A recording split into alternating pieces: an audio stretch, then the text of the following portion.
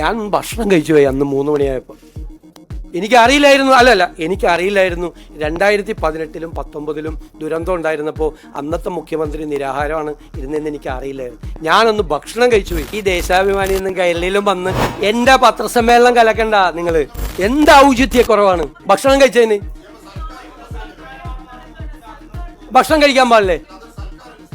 നിങ്ങൾക്ക് വേറെ എന്തോ ദുരുദ്ദേശമുണ്ട് നിങ്ങൾ ചോദിക്കുന്നതിൽ. ഞാൻ ഭക്ഷണം കഴിച്ചു പോയി, ക്ഷമിക്കണം.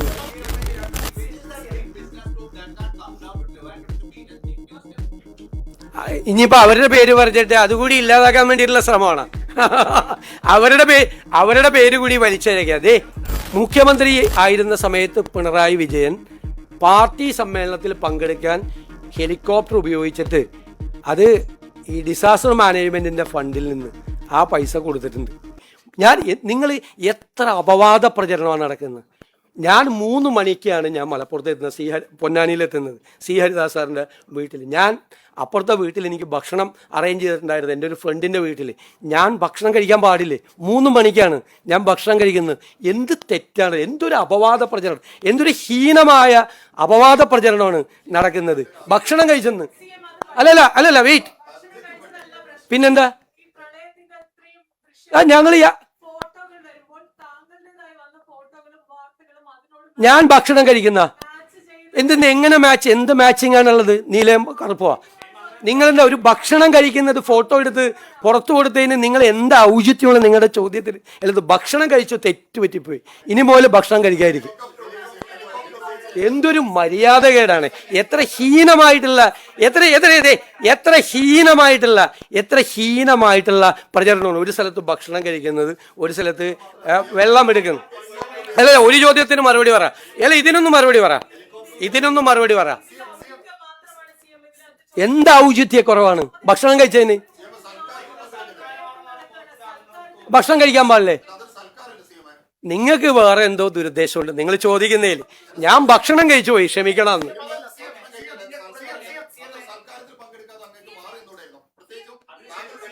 ഞാൻ സൽക്കാരത്തിലല്ല പോയത്, എനിക്ക് ഭക്ഷണം കഴിക്കാനാ പോയത്.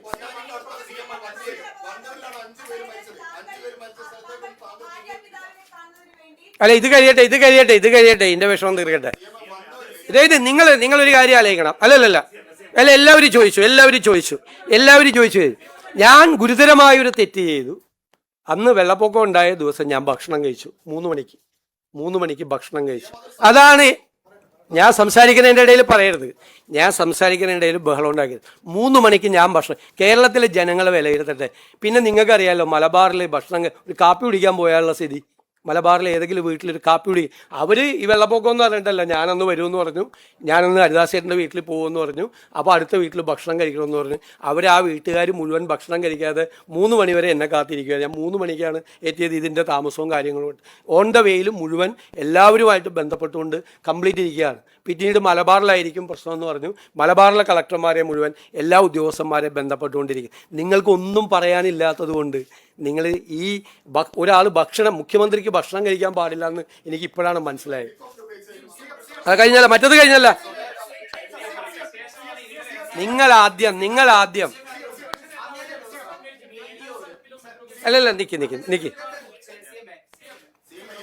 നിക്ക് നിങ്ങളൊന്ന് അങ്ങ് ദേശാഭിമാനി എന്ന് വന്നിട്ട് ആദ്യം മുതൽ അവസാനം വരെ ഇങ്ങനെ ചോദിച്ചുകൊണ്ടിരിക്കല്ലേ. ഇനിയില്ല, അങ്ങേക്ക് മറുപടിയില്ല, വേറെ ആരെങ്കിലും ചോദിക്കും.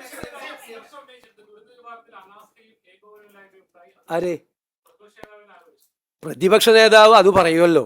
പ്രതിപക്ഷ നേതാവ് എന്ത് അനാസ്ഥയാണ് ഉണ്ടായിരിക്കുന്നത്. എവിടെയെങ്കിലും ഏതെങ്കിലും ഒരു ക്യാമ്പിലോ ഒരു റെസ്ക്യൂ ഓപ്പറേഷനിലോ എവിടെയെങ്കിലും എന്ത് വീഴ്ച ഉണ്ടായിട്ടുണ്ടോ? അവിടെ ഏരിയ സെക്രട്ടറിയെ കൊണ്ട് സ്വന്തം പേര് പൊക്കി പറയിപ്പിക്കാൻ വേണ്ടി നടത്തിയ ശ്രമമൊന്നും ഞങ്ങൾ നടത്തിയിട്ടില്ല. ഞങ്ങളൊക്കെ ഇതിനേക്കാൾ വലിയ ഫ്ലഡ് കണ്ടവരാ. കേരളത്തിലെ ഏറ്റവും വലിയ ഫ്ലഡ് കണ്ടവനാണ് ഞാൻ. 75,000 പേരെ ക്യാമ്പിൽ എൻ്റെ നിയോജകമണ്ഡലത്തിലും അത്രയും പേരെ നിയോജകമണ്ഡലത്തിന് പുറത്തും ക്യാമ്പിൽ താമസിപ്പിച്ച ആളാണ്. ആദ്യത്തെ 3 ദിവസം 1 മണി അരി പോലും വരാതെ എറണാകുളത്തെയും കൊടുങ്ങല്ലൂരിലെയും മാർക്കറ്റിൽ നിന്ന് കടം മേടിച്ച് സാധനങ്ങൾ കൊടുത്ത ആളാണ് ഞാൻ. അദ്ദേഹം അന്ന് വന്നിട്ട് എന്താ പറഞ്ഞത്? ഇനി ഒരു കാര്യം, പ്രതിപക്ഷ നേതാവിൻ്റെ അന്നത്തെ പത്രസമ്മേളനത്തിൽ എന്തൊക്കെയായിരുന്നു? ഇതല്ലല്ലോ. PM ശ്രീ, പുനർജനി, വേറെ കാര്യമൊക്കെയല്ലേ അദ്ദേഹം പറഞ്ഞത്. ഏത് ഈ ഓപ്പറേഷൻ നടക്കുന്ന സമയത്ത് ഞാൻ ഭക്ഷണം കഴിച്ചെന്നാണ് എൻ്റെ തെറ്റ്. അദ്ദേഹം ഇവിടെ വന്നിരുന്ന് പത്രസമ്മേളനത്തിൽ വന്നിരുന്ന് രാഷ്ട്രീയ ആരോപണങ്ങൾ ഉന്നയിക്കുകയായിരുന്നു അന്നത്തെ ദിവസം. അന്ന് നിങ്ങളാരും ഇത് ചോദിച്ചില്ല. ഈ വെള്ളപ്പൊക്കം നടക്കുമ്പോഴാണോ നിങ്ങൾ രാഷ്ട്രീയ ആരോപണങ്ങൾ ഉന്നയിക്കുന്നതെന്ന് പിണറായി വിജയനോട് നിങ്ങളാരും ചോദിച്ചില്ല.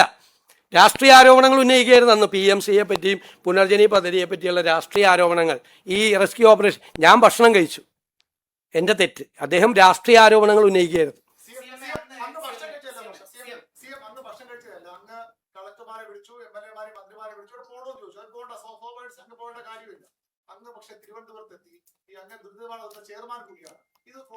അല്ല, ഞാൻ ഇരുന്ന് എല്ലാം കോർഡിനേറ്റ് ചെയ്യണ്ടേ. അത് എവിടെ ഇരുന്ന് കോർഡിനേറ്റ് ചെയ്യണമെന്ന് നമ്മുടെ ഇതിലല്ലേ തീരും. മാധ്യമങ്ങളോട് കേൾക്ക്, മാധ്യമങ്ങളോട് എൻ്റെ ഓഫീസിൽ നിന്ന് കൃത്യമായിട്ടുള്ള വിവരങ്ങൾ ഓരോ 2-3 മണിക്കൂറും തരുമ്പം 3 മണിക്കൂർ കൂടുമ്പോൾ ഓഫീസിൽ നിന്ന് തരുന്നത്. വെയിറ്റ്. അതുകൂടാതെ റവന്യൂ മന്ത്രിയെ ചുമതലപ്പെടുത്തി റവന്യൂ മന്ത്രി അന്നത്തെ ദിവസം 2 പ്രാവശ്യം ബ്രീഫ് ചെയ്തു. എല്ലാ വിവരങ്ങളും നമ്മളെടുത്ത ഈ നടപടികൾ, കളക്ടറെ ബന്ധപ്പെടുന്നത്, നമ്മൾ NDRFൻ്റെ ഫോഴ്സിനെ കൊണ്ടുവരുന്നത്, നമ്മൾ നേവിയുടെ ഹെലികോപ്റ്റർ ട്രൈ ചെയ്യുന്നത്, കോസ്റ്റ് ഗാർഡിൻ്റെ ബോട്ട് മുതലപ്പുഴയിൽ കൊണ്ടുവരാൻ ശ്രമിക്കുന്നത്, ഇതെല്ലാം നിങ്ങളോട് ബ്രീഫ് ചെയ്തിരുന്നു. നിങ്ങൾ എന്നിട്ട് വെറുതെ വാർത്ത ഉണ്ടാകും.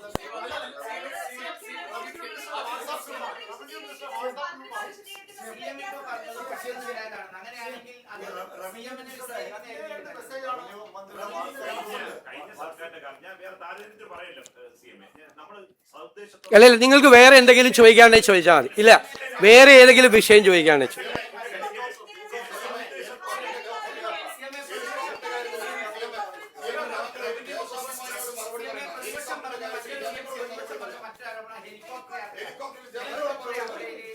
നിങ്ങൾക്ക് അറിയാം. നിങ്ങൾക്കറിയാം.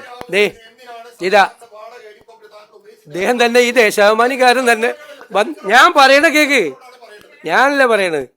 നിങ്ങളിങ്ങനെ വന്ന് ഈ ദേശാഭിമാനി എന്നും കൈരളിയിലും വന്ന് എൻ്റെ പത്രസമ്മേളനം കലക്കണ്ട. ഇത് തന്നെ പരിപാടിയാണ്. നിങ്ങൾ പ്രതിപക്ഷ നേതാവ് പത്രസമ്മേളനം നടത്തുമ്പോഴോ അദ്ദേഹം മുഖ്യമന്ത്രിയായി പത്രസമ്മേളനം നടത്തുമ്പോഴോ ഒന്നും ഇതുപോലെ നിങ്ങൾ ബഹളം ഉണ്ടാക്കിയിട്ടില്ല.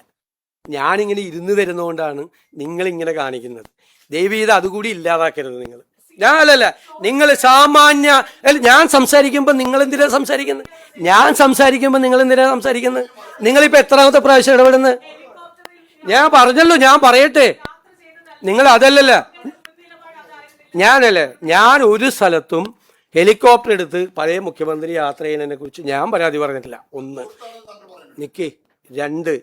2 നിങ്ങൾ വ്യാപകമായി പ്രചരിപ്പിച്ചു സോഷ്യൽ മീഡിയയിൽ കൂടി CPM നേതാക്കൾ ഞാൻ ഹെലികോപ്റ്റർ എടുത്തിട്ട് സ്വകാര്യ യാത്രയ്ക്കാണ് പോയതെന്ന് പറഞ്ഞു.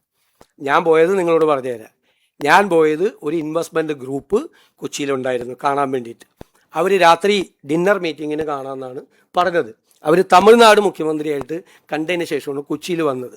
ഞാൻ വന്ദേ ഭാരതിന് ബുക്ക് ചെയ്തിരുന്നു പോകാൻ. രാത്രി അവിടെ എത്തി അവരോട് സംസാരിക്കാൻ. അപ്പോൾ അവർക്ക് അത്യാവശ്യമായി സൺഡേക്ക് ഡൽഹിയിലേക്ക് തിരിച്ചു പോകണം എന്ന് പറഞ്ഞു. അവരെ അറിയിച്ച്, അപ്പോൾ അതിനു മുമ്പ് അവരെ കാണണം. കാരണം തമിഴ്നാട് കൂടി അതിൽ ശ്രമിക്കുകയാണ് ആ ഇൻവെസ്റ്റ്മെൻറ്റിന് വേണ്ടിയിട്ട്. അവരെ തമിഴ്നാട് മുഖ്യമന്ത്രി കണ്ടിട്ടും ഞാൻ കാണാതെ പോയാൽ അതൊരു ബുദ്ധിമുട്ടാവുന്നത്, പിന്നീട് ഒരു ആക്ഷേപവും. അതുകൊണ്ടാണ് ഹെലികോപ്റ്റർ. പിന്നെ ഞാൻ ഹെലികോപ്റ്റർ ഉപയോഗിച്ചതിൽ 1 രൂപ പോലും സർക്കാരിന് നഷ്ടം ഉണ്ടായിട്ടില്ല. 1 രൂപ പോലും സർക്കാരിന് അധിക ചിലവുണ്ടായിട്ടില്ല. കാരണം കഴിഞ്ഞ ഗവൺമെൻറ് അടുത്ത സെപ്റ്റംബർ 19 വരെ ഈ ഹെലികോപ്റ്റർ വാടകയ്ക്ക് എടുത്തിട്ടിരിക്കുകയാണ്. ഗവൺമെൻറ് 5 മാസം വാടക കൊടുത്തിട്ടില്ല. ഒരു മാസം 80 ലക്ഷം രൂപ വെച്ച് 25 മണിക്കൂർ മിനിമം ഫ്ലൈ ചെയ്യണം. അത് ഫ്രീ ആണ്. 25 മണിക്കൂർ ഫ്ലൈ ചെയ്യണം മിനിമം. 25 മണിക്കൂർ അത് ഫ്രീ ആണ്. അത് ചെയ്തില്ലെങ്കിലും ഈ 80 ലക്ഷം രൂപ കൊടുക്കണം. ഞാൻ യാത്ര ചെയ്തുകൊണ്ട് സംസ്ഥാന സർക്കാരിന് 1 രൂപയുടെ നഷ്ടം ഉണ്ടായിട്ടില്ല. ആകെ 3-4 മണിക്കൂറാണ്. കാരണം 2 മന്ത്രിമാർ വയനാട്ടിൽ പോയതും ഞാൻ വയനാട്ടിൽ പോയതും മാത്രമാണ് ഞങ്ങൾ ഈ ഗവൺമെൻറ് വന്നതിന് ശേഷം ഹെലികോപ്റ്റർ ഉപയോഗിച്ചേക്കണത്. ഞാൻ എൻ്റെ പാർട്ടി സമ്മേളനത്തിന് പോയിട്ടില്ല. മുഖ്യമന്ത്രി ആയിരുന്ന സമയത്ത് പിണറായി വിജയൻ പാർട്ടി സമ്മേളനത്തിൽ പങ്കെടുക്കാൻ ഹെലികോപ്റ്റർ ഉപയോഗിച്ചിട്ട് അത് ഈ ഡിസാസ്റ്റർ മാനേജ്മെൻറ്റിൻ്റെ ഫണ്ടിൽ നിന്ന് ആ പൈസ കൊടുത്തിട്ടുണ്ട്. എന്നെ കൊണ്ട് ആ ചരിത്രം ഒന്നും പറയിപ്പിക്കരുത്. അദ്ദേഹം നടത്തിയ യാത്രകളൊന്നും പറയരുത്. ഞങ്ങൾ ഒരു സ്വകാര്യ യാത്രയും നടത്തിയിട്ടില്ല. അത് റിപ്പോർട്ട് ചെയ്ത് നിങ്ങൾ തന്നെ ചില മാധ്യമങ്ങൾ അന്ന് റിപ്പോർട്ട് ചെയ്തിട്ടുണ്ട്. ഞാനൊരു പാർട്ടി സമ്മേളനത്തിനും ഞാൻ പോയിട്ടില്ല. ഞാൻ ഔദ്യോഗികമായ, പ്ലീസ് ലെറ്റ് മീ കംപ്ലീറ്റ്, ഔദ്യോഗികമായ ആവശ്യത്തിന് തന്നെയാണ് പോയത്. സംസ്ഥാനത്തിന് ഗുണപരമായ ഒരു കാര്യത്തിനാണ് പോയത്. ഒരു രൂപ ഈ സർക്കാരിന് അതുകൊണ്ട് നഷ്ടമുണ്ടായിട്ടില്ല. 1 രൂപ വെറുതെ വാടകയ്ക്ക് എടുത്ത് മാസം 80 ലക്ഷം രൂപ കൊടുത്ത് ഇട്ടിരിക്കുന്ന സാധനമാണ് ഉപയോഗിച്ചത്. ഞാൻ പറയട്ടെ, അങ്ങ് സംസാരിക്കല്ലേ പ്ലീസ്.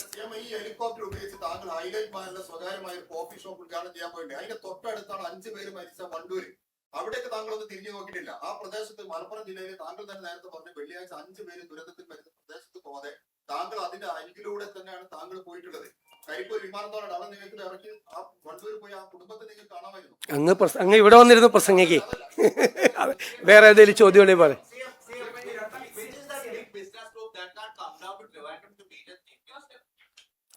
ഇനിയിപ്പോ അവരുടെ പേര് പറഞ്ഞിട്ട് അതുകൂടി ഇല്ലാതാക്കാൻ വേണ്ടിയിട്ടുള്ള ശ്രമമാണ്. അവരുടെ പേര് കൂടി വലിച്ചഴക്കുക. അതെ,